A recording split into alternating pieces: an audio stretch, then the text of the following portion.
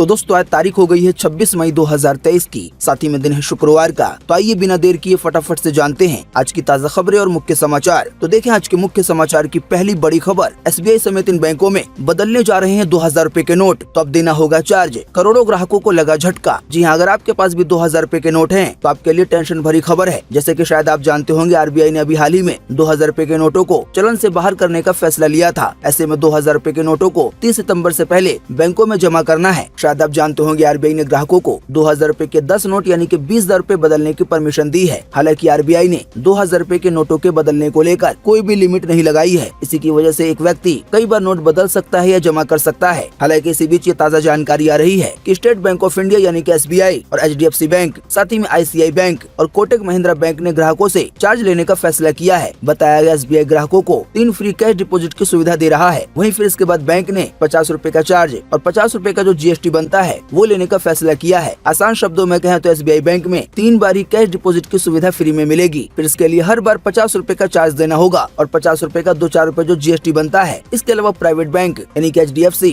ग्राहकों को हर महीने 4 फ्री ट्रांजैक्शन की सुविधा दे रहा है। वहीं अगर आप इस लिमिट से ज्यादा ट्रांजैक्शन करते हैं तो आपको फिर हर बार 150 रुपए का चार्ज देना होगा। वहीं ICICI बैंक का भी यही हाल है कि 4 बार की फ्री ट्रांजैक्शन के बाद आपको 150 रुपए का चार्ज देना पड़ेगा। हालांकि कोटक बैंक ग्राहकों को 5 फ्री ट्रांजैक्शन दे रहा है। फिर इसके बाद 150 रुपए का चार्ज लिया जाएगा। बाकी दोस्तों, आप ज्यादा जानकारी के लिए और एग्जैक्ट जानकारी के लिए जब भी बैंक में 2000 रुपए का नोट बदलने जाएं तो पहले बैंक कर्मचारी से इसके बारे में पूछ लें, ताकि आपको कोई कंफ्यूजन न रह जाए। बाकी हमने आपको बता ही दिया है। देखिए अगली खबर, लंदन में 143 करोड़ में बिकी टीपू सुल्तान की तलवार, उम्मीद से 7 गुना ज्यादा मिला दाम। तलवार के हैंडल पर सोने से उकेरे गए हैं शब्द। जी हाँ, लंदन में टीपू सुल्तान की 18वीं सदी में बनी तलवार 143 करोड़ रुपए में बिकी है। इसकी जानकारी नीलामी करवाने वाले ऑक्शन हाउस बोन हम्स ने दी है। रिपोर्ट्स में बताया गया है कि नीलामी से मिलने वाली रकम उम्मीद से 7 गुना ज्यादा है। वहीं ये तलवार अब तक की सबसे महंगी बिकने वाली भारतीय और इस्लामिक ऑब्जेक्ट यानी कि वस्तु बन गई है। ऑक्शन हाउस की साइट के मुताबिक तलवार को टीपू की हार के बाद उनके बेडरूम से निकाला गया था। ये तलवार टीपू सुल्तान के अहम हथियारों में शामिल थी। इसके हैंडल पर सोने से शासक की तलवार लिखा हुआ है।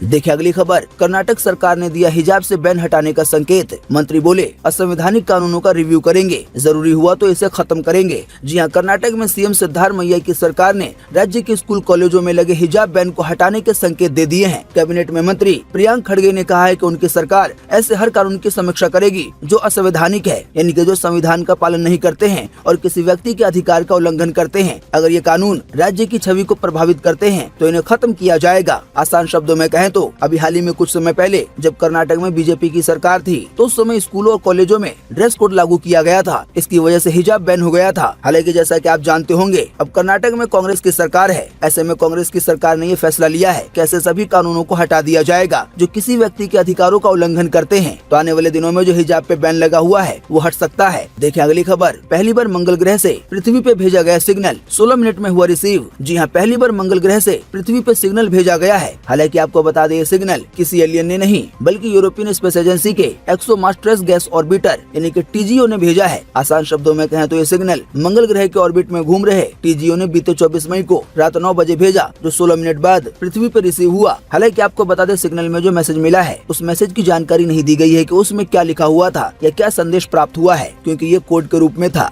देखिए अगली खबर, पुणे में 2 चीता शावकों यानी कि बच्चों ने तोड़ा दम। ज्वाला के 4 में से 3 शासकों की चली गई है जान और अब एक की हालत है गंभीर। जी हाँ, मध्य प्रदेश के कुनो नेशनल पार्क में मादा चीता ज्वाला के 2 और शावकों ने यानी कि बच्चों ने दम तोड़ दिया है। इससे पहले अभी हाल ही में बीते मंगलवार को एक शावक यानी कि बच्चे की जान चली गई थी। आपको बता दें, चीता ज्वाला ने अभी हाल ही में बीते 27 मार्च को 4 शावकों यानी कि बच्चों को जन्म दिया था। आप नहीं जानते हैं तो आपको बता दें, चीता के बच्चों को शावक कहा जाता है। आसान शब्दों में कहें तो अभी हाल ही में जिन 4 बच्चों को जन्म दिया गया था उनमें से 3 की जान चली गई है और जो एक बचा हुआ है उसकी भी हालत गंभीर है। शायद आप जानते होंगे, अभी हाल ही में पहली खेप में नामीबिया से 8 चीतों को लाया गया था और इन्हें मध्य प्रदेश के कुनो नेशनल पार्क में छोड़ा गया था। फिर इसके बाद 18 फरवरी को दक्षिण अफ्रीका से 12 और चीतों को लाया गया और इन्हें कुनो नेशनल पार्क में छोड़ा गया। हालांकि आपको बता दें, बच्चों के अलावा भी इनमें से कई चीताओं की जान जा चुकी है। देखिए अगली खबर, पहलवानों के सपोर्ट में हुई महापंचायत, विनेश फोगाट बोली बेटियों को शोषण करने वाला बृजभूषण आज श्री राम हो गया है। वहीं पहलवान बजरंग पूनिया बोले हम सिर भी काट सकते हैं। जी हां, भारतीय कुश्ती संघ के पूर्व अध्यक्ष यानी कि बृजभूषण शरण सिंह की गिरफ्तारी की मांग को लेकर पहलवान जंतर मंतर पे लगातार बीते रोज 32वें दिन भी धरने पे बैठे रहे। इसी बीच बीते गुरुवार को खटकर टोल पर महापंचायत हुई, जिसमें जम्मू कश्मीर के पूर्व राज्यपाल सत्यपाल मलिक, बजरंग पूनिया और विनेश फोगाट भी पहुंचे। इस मौके पे बजरंग पूनिया ने कहा कि लड़ाई हम जरूर जीतेंगे। बृजभूषण कहते हैं कि उनका कोई कुछ नहीं कर सकता, लेकिन मैं कहना चाहता हूं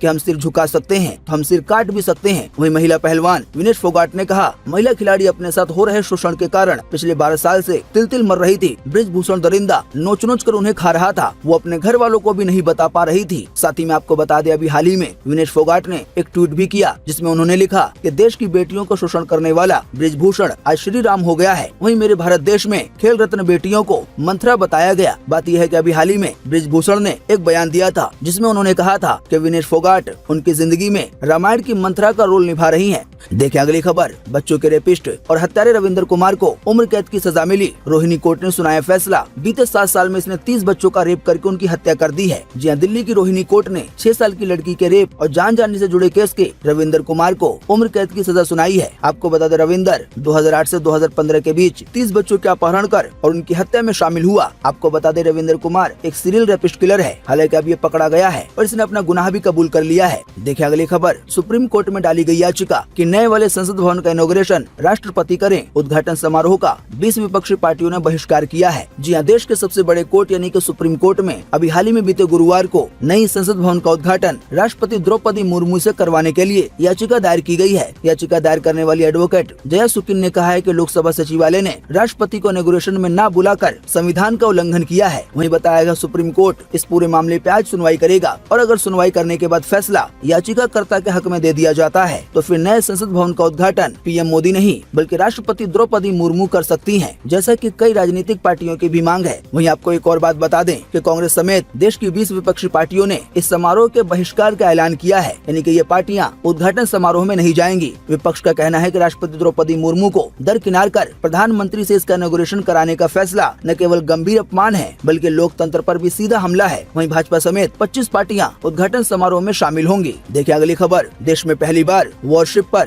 MiG-29K की नाइट लैंडिंग हुई। एयरक्राफ्ट कैरियर INS विक्रांत पे उतारा गया फाइटर जेट, इससे जुड़ा वीडियो भी आया है सामने। जी हां, देश में पहली बार किसी वॉरशिप पर फाइटर जेट MiG-29K की नाइट लैंडिंग हुई है, यानी कि बिना लाइट के लड़ाकू विमान की लैंडिंग की गई है। ये landing aircraft carrier INS Vikrant के फ्लाइट डेक पर हुई है। आसान शब्दों में कहें तो ये लैंडिंग जहाँ पे हुई है वो एक बड़ा सा पानी का जहाज है जो कि कई तरह के हथियारों से लैस है और इसका नाम है INS विक्रांत, जो कि एक एयरक्राफ्ट कैरियर है। आसान शब्दों में कहें तो ये बड़े बड़े पानी के जहाज होते हैं। देखिए अगली खबर, यूपी पंजाब समेत 5 राज्यों के छात्र ऑस्ट्रेलिया में किए गए बैन। यूनिवर्सिटीज ने किया एडमिशन से इनकार। बोली स्टूडेंट वीजा पर आते हैं और नौकरी करने लगते हैं। जी हां, ऑस्ट्रेलिया की कई यूनिवर्सिटीज ने भारत के 4 राज्यों और जम्मू कश्मीर के छात्रों के एडमिशन पर बैन लगा दिया है। Australia news paper Sydney morning Herald के मुताबिक ऑस्ट्रेलिया की 2 बड़ी यूनिवर्सिटी ने अपने एजुकेशन एजेंट्स को पिछले हफ्ते एक लेटर लिखा था। इसमें पंजाब, हरियाणा, उत्तराखंड, उत्तर प्रदेश और जम्मू कश्मीर के छात्रों का कॉलेजों में दाखिला नहीं करने का निर्देश दिया था। बताया गया है कि बहुत सारे छात्र यहाँ से तो पढ़ाई के लिए जाते हैं, लेकिन वहाँ पे जाने के बाद वो लोग काम करने लगते हैं, तो इसी से यूनिवर्सिटीज को आपत्ति है। देखिए अगली खबर, चीन में आई कोरोना की नई लहर। ओमिक्रॉन के XBB वेरिएंट से जून में आएगा पीक। केवल एक हफ्ते में दर्ज हो सकते हैं 6.5 करोड़ केस। जी हाँ, चीन में कोरोना की नई लहर आ गई है। कोरोना के XBB वेरिएंट से बचने के लिए चीन तेजी से वैक्सीन बनाने में जुट गया है। नई लहर के चलते जून के अंत तक चीन में हर हफ्ते कोरोना के 6.5 करोड़ से ज्यादा नए मामले सामने आ सकते हैं। तो दोस्तों आप सोच सकते हैं कि केवल एक हफ्ते में जब 6.5 करोड़ नए मरीज मिलेंगे तो केवल एक महीने के अंदर कोरोना के मरीजों की संख्या कितनी ज्यादा हो जाएगी। अब दोस्तों जैसा कि हम जानते हैं कोरोना एक फैलने वाली बीमारी है, तो ऐसा हो सकता है ये चीन के बाद और देशों में फैल जाए, यानी कि नया वाला वेरिएंट। देखें अगली खबर, नौतपा में तपिश से मिली राहत। अब 15 राज्यों में है बारिश की संभावना। वहीं मॉनसून यानी कि बारिश के मौसम के आने में 4 से 5 दिन की देरी हो सकती है, लेकिन इन 9 दिनों में गर्मी से राहत मिल सकती है। मौसम विभाग यानी कि IMD के मुताबिक मई के आखिरी हफ्ते तक राजस्थान, MP समेत देश के 13 राज्यों में कुछ जगहों पे भारी और कई इलाकों में हल्की बारिश होने की संभावना संभावना है। वहीं उत्तराखंड और हिमाचल प्रदेश में भारी बारिश का अलर्ट जारी किया गया है। वहीं आपको बता दें, जिन 15 राज्यों के लिए बारिश का अलर्ट जारी किया गया है उनमें शामिल है दिल्ली,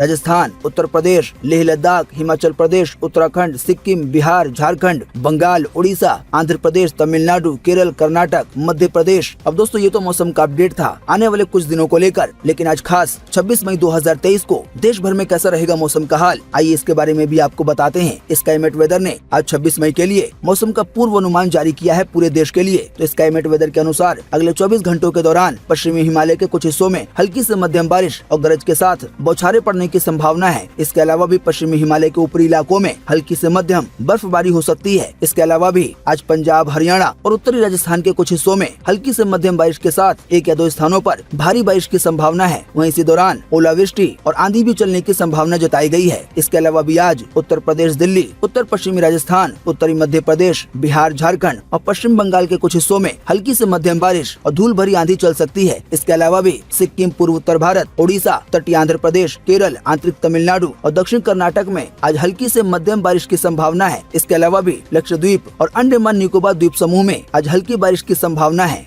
तो दोस्तों उम्मीद करते हैं कि आज की इस वीडियो से आपको काफी कुछ जानकारी मिली होगी। हम बस इसके बदले में आपसे इतना ही चाहते हैं कि आप इस वीडियो को लाइक कर दें और शेयर कर दें, क्योंकि आपका लाइक और शेयर करना ही होता है हमारी मेहनत का फल। वीडियो देखने के लिए आपका बहुत बहुत धन्यवाद। Thanks for watching.